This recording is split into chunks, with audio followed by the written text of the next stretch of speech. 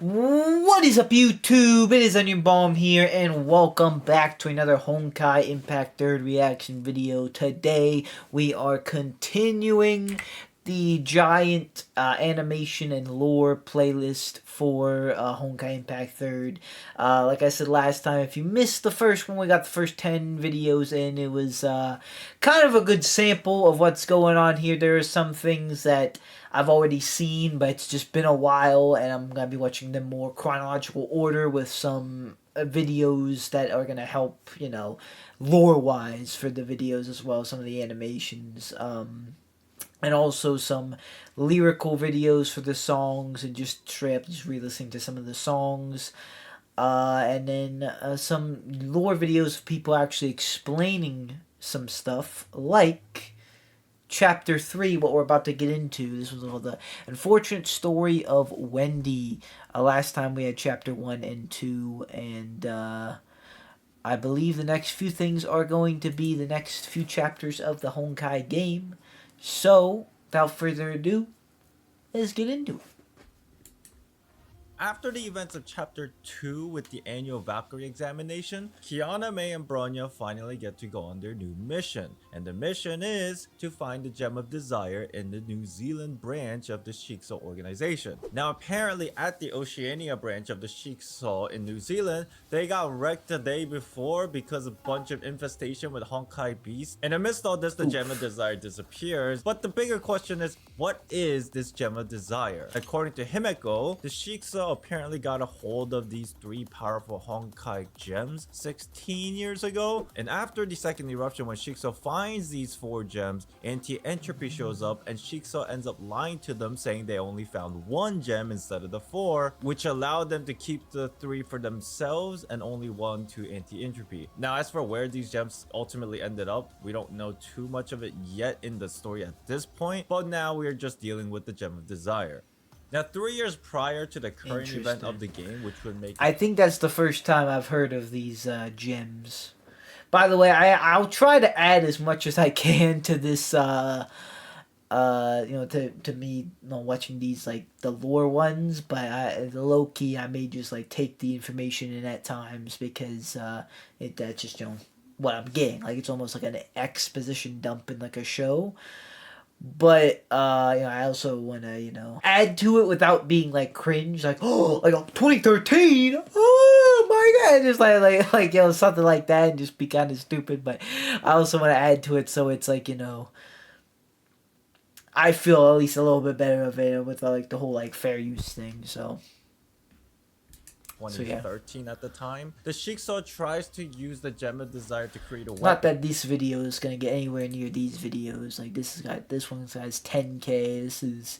The other one's got like, I think the first one was like 20 something K. To go against the Hersher, which ultimately ends up failing. And so ever since their failure, the gem was being kept at the Oceania branch in New Zealand. The girls eventually does end up getting to New Zealand, but as it turns out, when they actually located the gem, they only found a girl named Wendy and not the gem. Apparently, the Gem of Desire was implanted into Wendy's legs, and it caused Wendy to lose the ability to walk. And the reason why they chose Wendy to begin with was because she was supposed to be the next S-rank Valkyrie at the time, but she couldn't handle the gem's power, ultimately losing control of her legs, putting her in the situation that she is now. Now obviously the girls are very upset at the Shikso, but for now they try to get Wendy back to the Hyperion just to ensure her safety. But unfortunately, when Bronya asks Himeko about removing the gem from Wendy's leg, Himeko says that's not possible because the gem itself will become too unstable, and once again the girls are obviously feeling frustrated. For Wendy though, she says she's okay,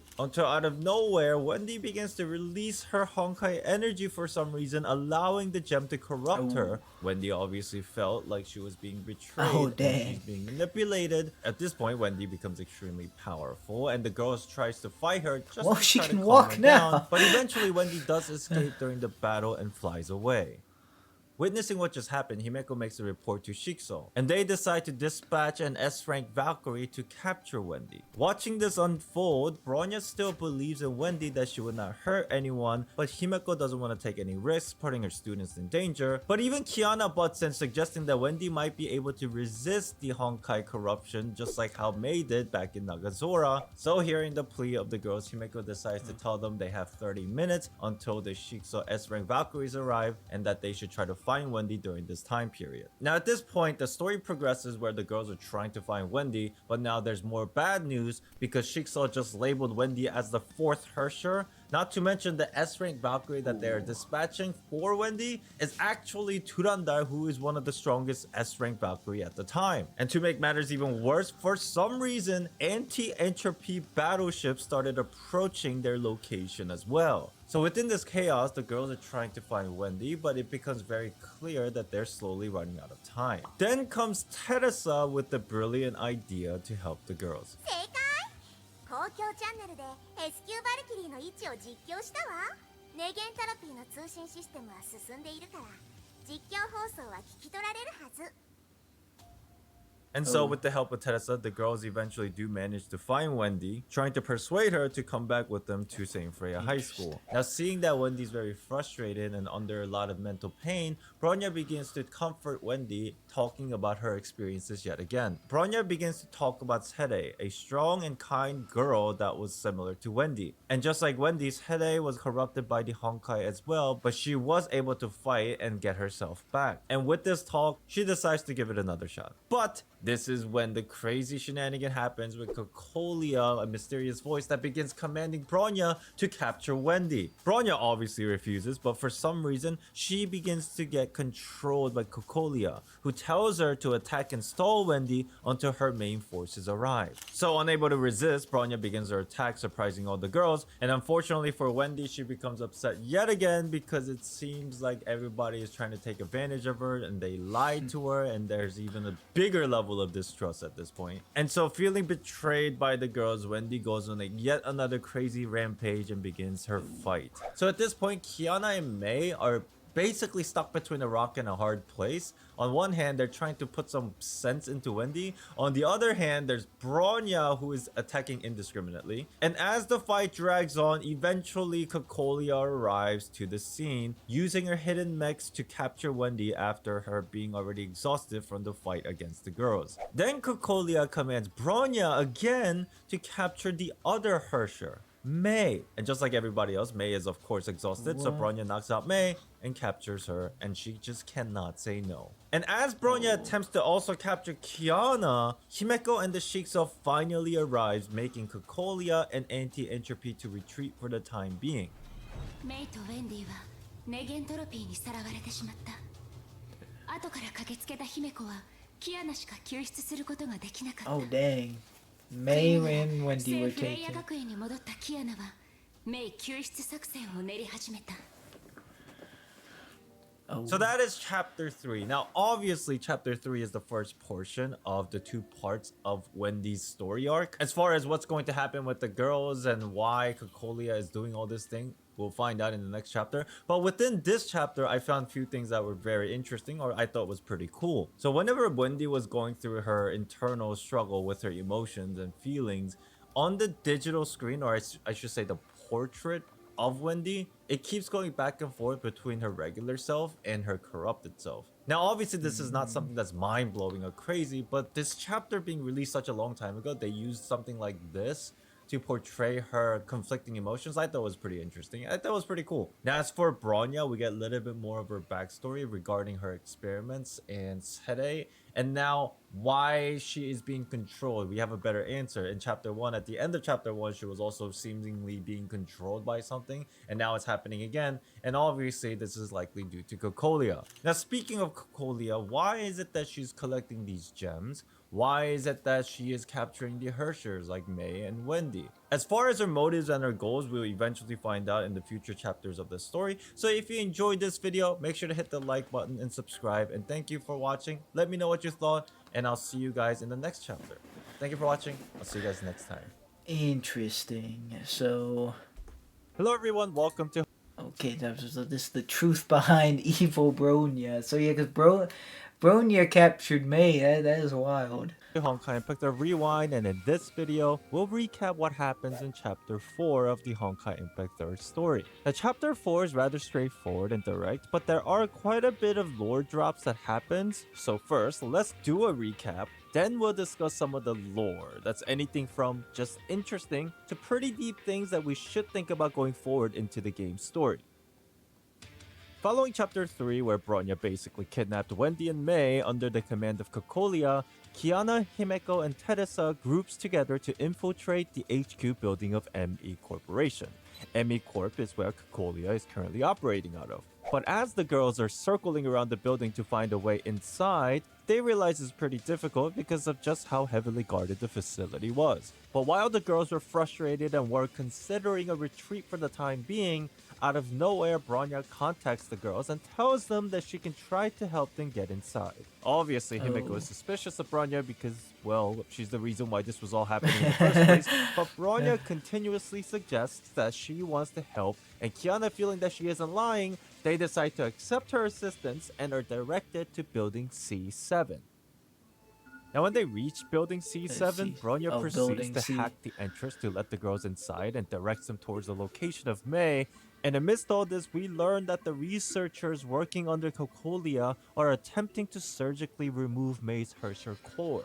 You know, the thing that's inside of May that's making her go crazy? So the girls starts making their way towards May as quickly as possible, which eventually leads them into Cocolia's trap. But funnily, although the girls did fall into a trap, they basically just unga bunga and decides to ravage through the entire facility, destroying everything in their path to get to May. Surprisingly, after grueling amounts of combat, it actually ends up working without any issues, and the girls finally arrive where May was being restrained. And upon arrival, they finally get a better understanding of Cocolia's plans. She basically wants to harness the power of the Herrschers to control the forces of nature and to advance human technology. So to stop the girls from rescuing May, Cocolia commands Bronya to stop the girls once again. But this time, Bronya refuses because she no longer wants to hurt May and the girls. She then decides to burn her own biochip that's been controlling her this entire time, which completely catches Cocolia off guard and surprises her because burning this biochip effectively means frying out her own brain. But since Bronya values May's life more than her own, she goes through with it and tells Kiana to take May away.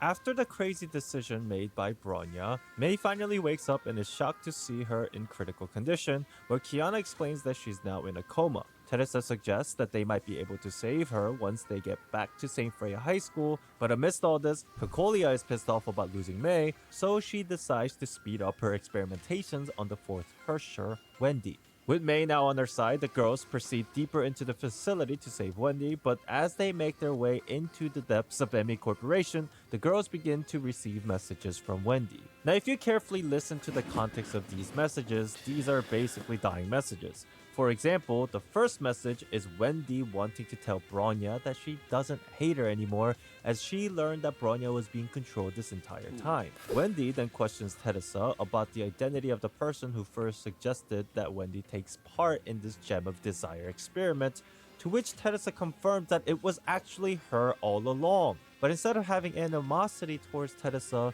Wendy decides to thank her for all the troubles and guidance that she's given her in the past. And finally, Wendy tells Kiana, hey, this Gem of Desire thing actually helped me walk a couple days ago, so maybe it's powerful enough to help Bronya with her current conditions? But if you really think about it, this Gem of Desire is inside of Wendy, so Wendy telling Kiana to make sure she grabs it, you get the idea. Now, putting behind all these obvious literal farewell messages, when the girls finally do arrive to the deepest parts of the research lab, it turns out Cocolia has already murdered Wendy literally off screen. She then claims that the Gem of Desire has been effectively extracted and removed from Wendy, which she then used to power a gigantic mecha named MSR7 Watan. And during this insanity, the girls begin to fight off the robot. 苦戦の末、ネゲントロピーの重装戦術機構デウスを撃破したキアナたちは ME 社本部からの脱出に成功した。メイを取り戻すことはできたが、ウェンディは帰らぬ人となり、ブローニャも昏睡状態に陥っている。Oh, Bronya 聖 never フ will レイヤ come 学 back. 園の技術をもってしても彼女を助けることはできなかった。ブローニャを救いたいテレサは聖フレイヤ学園の中央教会へ向かうことにした。その地下には天命組織最高のバイオ技術が眠っている。それは学園長ですら知らない機密事項であった。 So that's the entirety of chapter 4. Now I do wanted to talk about some of the interesting lore bits that popped up in this chapter. Basically some confirmations about few foreshadowings, as well as some big picture ideas that are finally being showcased through the game's storytelling. So in the previous chapter, Kiana was asked by several people regarding what occurred to Bronya during their mission on battleship Selene. And back then, it was hard to discern whether Kiana was just being clueless or ignorant of the situation. But in this chapter, during the conversation with Teresa, it's confirmed that Kiana did in fact keep the secret about Bronya being mind controlled from everyone to protect Bronya. So regardless of how much they bicker with one another, it becomes obvious that Kiana still wants to protect her friends. Also in this chapter, we learned that Teresa is now confirmed to be part Kaslana. Essentially, she was created inside of a lab with Kaslana genetic makeup, which explains her white hair and her growth being stunted because of the byproduct of scientific experimentation. And of course, we do learn that she used to be very strong Valkyrie herself, enough to be offered the position of an S-rank Valkyrie, but apparently That always has confused me. See, like who Teresa and Kiana, what Teresa, she's a Kislana, and I've I've asked a few questions and I got a few answers a few different times, and so I thought it's finally kind of setting with me. she refused for personal reasons. She's And like a lastly, clone. the most interesting thing that stood out for me in this chapter is the discussion of morality and ethics between the Shikso organization and anti-entropy. While fighting against the mechs during the infiltration, Kiana remarks that if they could get a hold of these mechs, all Valkyries like herself could probably retire. Teresa clarifies that the Shikso has already tried, but failed, and the most stable and efficient method they found in combating the Honkai was for girls to be a living vessel that carries the Honkai inside of their bodies and become a Valkyrie themselves. The only problem was that their bodies would continuously be corrupted and their lifespan would be reduced. But on the flip side, Teresa elaborates that anti-entropy refuses to use humans as vessels and continuously tries to use robots instead to fight off the Honkai. To which Teresa claims that maybe the leaders of anti-entropy are more human than that of the leaders of the Shiksos, and this ethical and moral conflict is one of the big friction points between the Shikso and anti-entropy as we progress throughout the story. But regardless of which side is making the right choices, Teresa tries to tell Kiana that justice is often met by another form of justice, basically meaning everybody has their own sense of right and wrong, and following this, she suggests that Kiana should follow her own sense of justice and stick with the ideals of Kaslana to protect others above everything else. So following their experiences in ME Corporation, what will happen to Bronya? Will she be able to recover? What's going to that happen does to the not girls look from good. here on out? I'll see you in the next episode of this is- Honkai Impact Rewind. And if you this is only enjoyed this chapter, video, what, make sure 4? to hit the like and subscribe for recaps in the future. Thank you all for watching, and I'll see you next time. If I were to summarize the events This in is chapter 5 and and 6, 6. I could simplify it down to a Okay. few words, something The like dark the beginning of beginnings of tragedy. To give you a bit of context, we learned in the previous chapters that the second Hersher has been constantly stalking Kiana in her dreams, planting seed of doubt and hatred to destroy her mental stability and eventually trying to take control of her entire being. But so far, Kiana has been able to withstand these attacks, perhaps because of her sheer determination. But at the end of chapter 6, things change very abruptly. We can visibly see that Kiana loses complete control of herself. So, what happened? To explain, we need to talk about what's been going on with Kiana up to this point in the story. Within the past several months in Kiana's life, a lot has happened. She's witnessed Mei getting injured in order to protect her. Then she has to deal with barrage of mental attacks from a mysterious figure that seems to know more about her than Kiana herself. Then she goes on to experience a literal betrayal by Bronya because of Kokolia's control, which eventually leads to her helplessly watching from the sideline as Mei and Wendy gets kidnapped right in front of her eyes. Then we have Wendy, who was just another girl like Kiana, getting murdered right before Kiana was able to save her. And if this wasn't already Typical Honkai Tuesday. Kiana's been looking for her missing father for the past 4 years with absolutely zero clues, not to mention growing up her entire life without a support of her motherly figure, Cecilia. I mean, at this point, it's fair to say that it's rather surprising that she was able to keep sane, and she did do a magnificent job up until the events of chapter 5 and 6. If we think about the overall context of the story in chapter 5 and 6, there's something really obvious going on, yet it's pretty shrouded in complication. It's like there's an elephant in the room, but not only are we trying to ignore the existence of the elephant, but we're actually casting smokescreen to further exacerbate the problem. What I'm talking about is the fact that Kiana understands that everything she experiences and witnesses in these chapters is a virtual memory, but she chooses to ignore this fact because she wants to live in this utopia of fake illusions and dreams.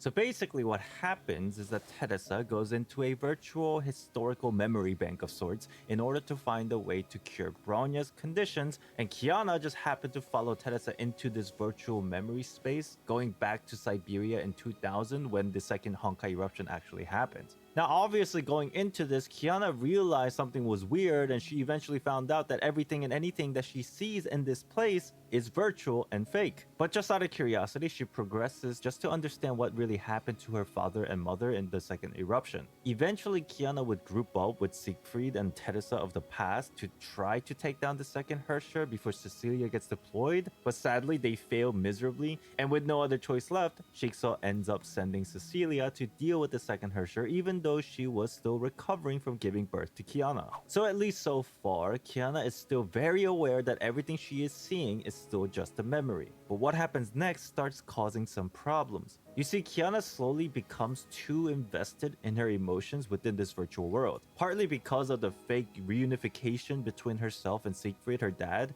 and also literally seeing her mother for the first time inside of this virtual world. I mean, if you remember all the things we mentioned before about all the crap that Kiana had to endure her entire life, who wouldn't get emotional? So slowly, Kiana begins to accept this world of false dreams as part of her reality. Then things get even worse because Cecilia and Kiana are eventually led into the Babylon labs. But within this tower, Kiana finds a very peculiar diary. Now, this diary does give some context as to what was going on in this facility.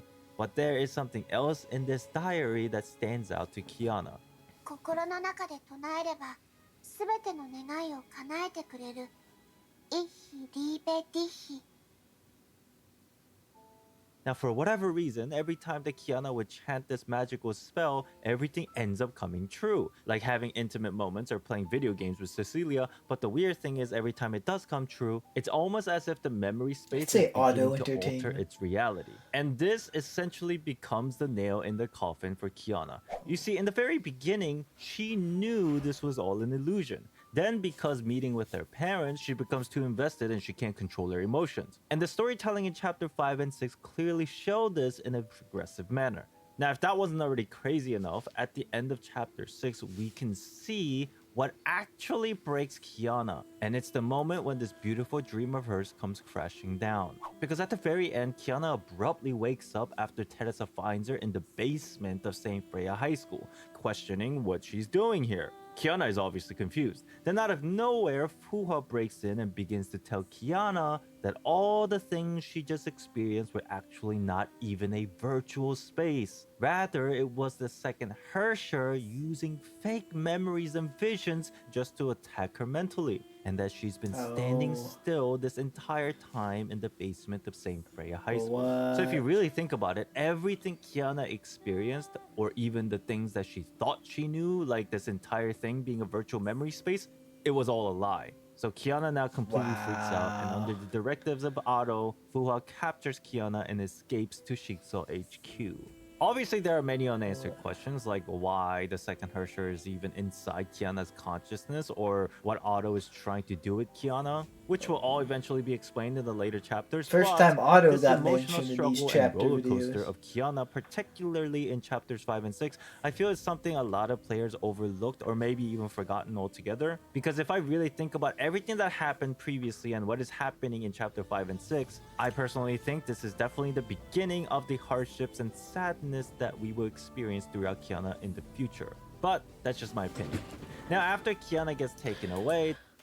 Speaking of players overlooking stuff, guys, if you guys want to know a little secret, just maybe a little secret, I was debating, and to be fair, I'm still debating if I wanted to say this or not. I don't know why, it's not that big of a deal, but I no Raiden. Sorry. I may have played a little bit of Honkai before.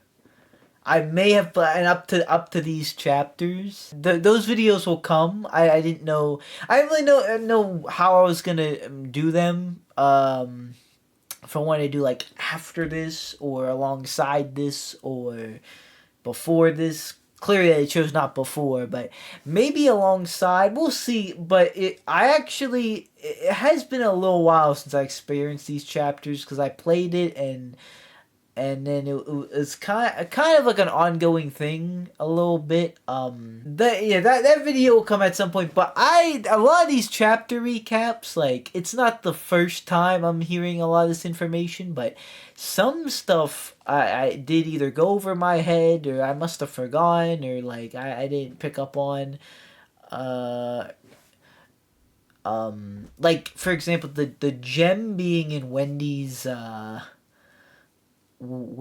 like leg. I didn't really know that. I didn't even think she died there. I have to be honest. I wasn't sure if she died there or not. I don't know. Maybe I wasn't like paying attention hard enough or something. I don't know. We'll see when I go back to those. But yeah, just a little tidbit of information that I may have played this point in the game.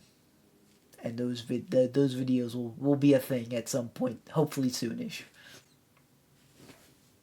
Teresa asks Himeko to transfer Bronya onto the battleship Hyperion to do some surgery and also to prepare for their deployment to face against the Shikso HQ and to rescue Kiana. Will they be successful? We'll find out next time. If you enjoyed this video, make sure to hit the like and support my channel. Thank you all so much for watching, and I'll see you all next time. So Fuha is worked with Otto. Is Otto like a bad guy, or is he? There's like some moral gray, because like I picked up on is he's a villain, but I wasn't too sure. All right, so now we're going to do another rewatch. I think I've seen this one before. Introducing the Honkaiiverse. Honkai Operations Center Chapter 1. Those were really good chapter recaps though from Island XD. Yeah, very, very nice. Once again, sorry I may have not had like the greatest reaction to that. Sorry if this has been a rather bad video so far, but I'm learning the lore though. I am learning the lore, or at least learning the lore a little bit more. Bars. Greetings, Captains. Welcome to the Honkai Operations Center. I do know at that point that is like the start of the game. Have you wondered where the Valkyries came from? What are they fighting for? And what exactly does Honkai mean? We will be diving into the history and worldview of Honkaiimpact throughout this series. Today is a basic introduction to the prequel of the entire story. Okay. Throughout history, the struggle between mankind and nature has never ceased. The Honkaiiverse is based on a parallel universe that reiterates this conflict, humanity's struggle against the Honkai. I have watched this. I have watched this before. This was, I think, like my second reaction ever, and like this is like my 30th, so this is a good refresher. What is the Honkai? We don't know exactly where it's from, but it's a force of chaos that existed from the beginning of time. It wants to destroy human civilization, and when human technology advances, it grows stronger. Honkai have tried to destroy us through creating supernatural disasters, monsters, and plagues, and giving birth to Hershers, godlike beings who can bend physical laws. Have they ever tried just not In the doing Honkaiverse, that? humanity has already established a high-tech global civilization 50,000 years ago. Modern humans refer to this civilization as the previous era. Unfortunately, those high-tech humans in the previous era lost the war and were defeated by the Honkai. The previous era was destroyed, but some humans survived to rebuild human civilization. This brings us to the current era. Of course, Honkai wants to destroy humanity, so they didn't leave us in peace, even in the current era. 2717 BC was the date of the earliest record of the Honkai beast attacks. Fortunately, gifted human warriors such as Ji Xuanyan helped us defeat these early Honkai monsters. But Ji Xuanyan disappeared into the seas after an expedition to defeat the giant Honkai beast Chiyo. To defend humanity against the Honkai, a religious organization known as the Shiksal rose after the fall of the Roman Empire. Shiksal was led by an overseer, usually a member of the Apocalypse family, who established Shiksal. It helped create the feudal order by helping various European princes gain power. They also developed crude Honkai-powered weapons and initiated the Honkai Crusades. The feudal armies of Europe fought the Honkai, defeating them in many battles and reclaiming lost lands. To increase its power, Shiksal also recruited and trained its own military. The Valkyrie Order is the most famous Shiksal fighting force, and a legendary Valkyrie is Kallen. Kallen, okay. Is that why there's like some like cross strip going on? Like there's, because they talked about like there's been like crusades and whatnot. Kaslana. The Kaslanas are a family of knights known for their prowess in fighting the Honkai. Kallen's most powerful weapon is the Oath of Judah, an artifact from the previous era that was very effective against the Honkai. However, many things happened in the year 1470. Honkai created an infectious virus that caused the Great Plague and killed millions throughout Europe. But Shiksal did not focus on treating the plague. Instead, the leaders wanted to dominate the Eurasian continent and declared war against the Ming Empire of China. The war ended with Shiksal's defeat in 1475. To pay for the losses, Shiksal increased taxes and took money from the poor. These bad decisions only made Shiksal even less popular. When Shiksal tried to recover from its defeat, the Great Plague continued to claim lives. Otto Apocalypse, a younger son of Shiksal's ruling dynasty of House Apocalypse, managed to develop a cure in 1475. Although he was not the heir to the seat of Overseer, Otto's discovery increased his popularity. The deaths of his father and brothers allowed him to become the new Overseer. Since then, human technology continued to grow. Everyone thought Honkai was gone, but the first Honkai eruption took place in 1952 and destroyed the entirety of Berlin. Oh, damn. The eruption gave birth to the first Hersher, a powerful godlike being capable of bending physical laws. Shiksal, which has become a rather secretive organization by now, quickly overpowered and captured the Hersher for research. But Shiksal scientists failed to find out anything. The first Hersher was then transferred to a Shiksal lab in London for additional inquiry. It was there that the first Hersher was given the name Welt by the resident scientists Einstein and Tesla. The scientists and leadership of the North American branch were already very displeased with Otto's militaristic leadership. Some even doubted Otto's willingness to eradicate the Honkai. These differences eventually led to the independence of the entire branch, which renamed themselves Anti-Entropy in 1955. Unlike Shiksal, which relied on Valkyries as its elite warriors, Anti-Entropy designed and built Honkai-powered mechs. The second Honkai eruption happened in 2000 and destroyed Siberia and the Russian Far East. It turned out that Shiksal were performing many inhumane experiments on Honkai-resistant children. One of them, Siren, awakened and acquired Hersher powers and proceeded to take revenge against those who tested on her and her friends. Shiksal mobilized hundreds of Valkyries and depleted its entire arsenal of Honkai fission missiles to defeat this foe. Many Valkyries fell in battle, including Cecilia Shariak, reputedly the best Valkyrie of Shiksal. 14 years later, in 2014, a minor Honkai eruption, referred to as an outbreak, took place in Nagazora. The outbreak wiped out the entire city and transformed many into zombies. The cause was the partial awakening of Mei Raiden, the third Hersher, due to an implantation of a Hersher gem. The Nagazora outbreak was contained by Shiksal Far East Branch, led by Teresa Apocalypse.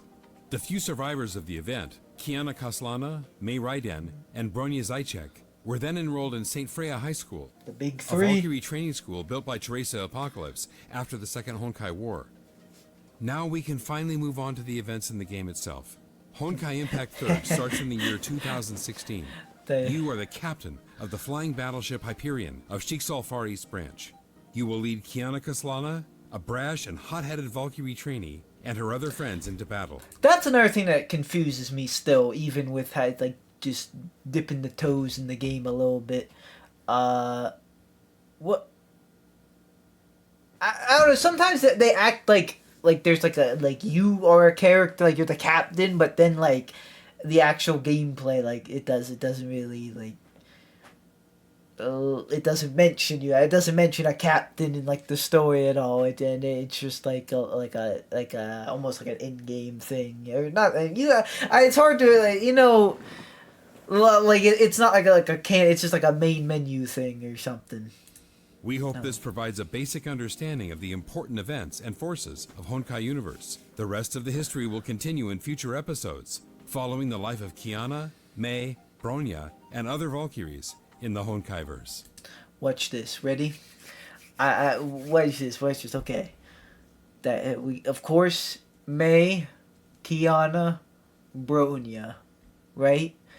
So my webcam's covering it a little bit, but this is Fuha, and that is Himiko. Then there's Rita, Teresa, Sakura. These two are slipping, but it's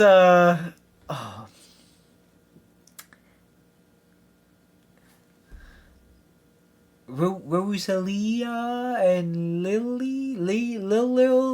it's something like that. I don't know, but hey, I've made progress. I have made progress. The first time I watched this, it's just a picture, but now I can name these. Look how far I've come.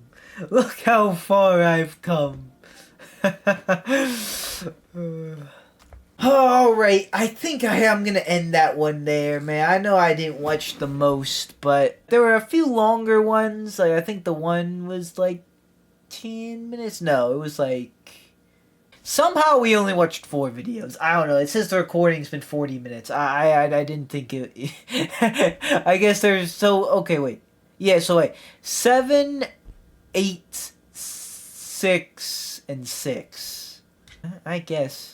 I'm sorry if that wasn't the greatest. I'm sorry if that really wasn't the greatest one. We'll be back next time. We're going to be starting with Will of Hersher, the rewatch of that, and it looks like we got the lyrical video as well, and yeah, go from there. We may hopefully get some more videos in. Maybe I'll even have the video of me playing Honkai for the first time. You know, that's gonna be a little series in itself. That's why I'm kind of holding off on that.